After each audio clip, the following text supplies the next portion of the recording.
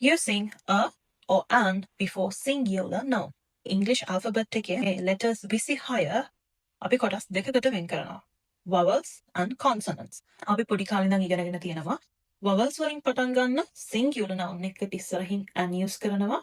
ඒ වගේම තමයි consonant එකකින් පටන් ගන්න singular noun එකට ඉස්සරහින් a use කරනවා කියලා. අත්තටම මෙන්න මේ අකුරු ඉස්සරහටද a and කියන articles දෙක use කරන්නේ. හරි එහෙනම් මෙන්න මේ words වලට එන්න ඕනේ a ද and ද කියලා ඔයාලම කියන්නකෝ බලන්න. dog, cat, apple, umbrella, honest, university. ඔන්න එහෙනම් answers ටික. Wait, what? University? And honest? honest කියන වචනේ පටන් ගන්න h අකුරෙන්. h කියන්නේ consonant එකක්. එතකොට ඇයි honest එකට ඉස්සරහින් and ආවේ? university පටන් ගන්නේ vowel එකකින්. ඒක ඉස්සරහට මොකටද vowel sounds, consonant sounds ඉස්සරහට අපි and use කරනවා කියලා තමයි හරි විදිහට කියන්න ඕනේ. දැන් බලන්න university.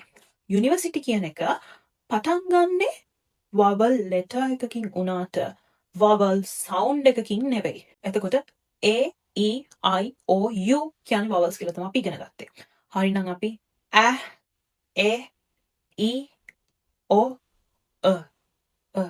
u අකුරෙන් එන්නේ a sound එක. university කියද්දි a sound එක නෙවෙයි එන්නේ. u sound එක. vowel letter එකක් වුණාට එතන use වෙන්නේ consonant sound එකක්. ඒකයි university කියද්දි a use කරන්නේ n නැතුව. දැන් බලන්න u එකෙන් පටන් ගන්න තවත් වචන තියෙනවා. umbrella. umbrella කියද්දි අපි use කරන්නේ n. ඒක u එකෙන් පටන් ගත්තට a sound එක. vowel sound එකෙන් පටන් ගන්න. එතකොට බලන්න honest. honest කියද්දි h කියන්නේ consonant එකක්. හැබැයි අපි කිව්වේ an honest කියලා. honest කියන එක h silent.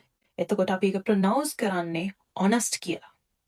honest කියද්දි h එකෙන් පටන් ගත්තට sound එක vowel sound එකක්. පටන් ගන්න අකුර consonant එකක් වුණාද ඒක pronounce කරද්දි ඒක sound වෙන්නේ vowel sound එකකින්. ඒකයි අපි honest කියන එකට an honest කියලා කියන්නේ. ඉතින් අපි vowel එකක් එක්ක an use කරනවා කියනවට වඩා vowel sound එකක් එක්ක an කියන article දෙක use කරනවා කියලා කිව්වොත් නේද ඒක ගොඩක්ම ගැලපෙන්නේ. an කියන articles දෙක depend වෙන්නේ vowel letter එකක්ද consonant letter එකක්ද කියන එක මත නෙවෙයි. vowel sound එකක්ද consonant sound එකක්ද කියන එක මත. ඉස්සරහට an use කරන විදිහ වරද්ද ගන්න එපා. Follow us for more lessons.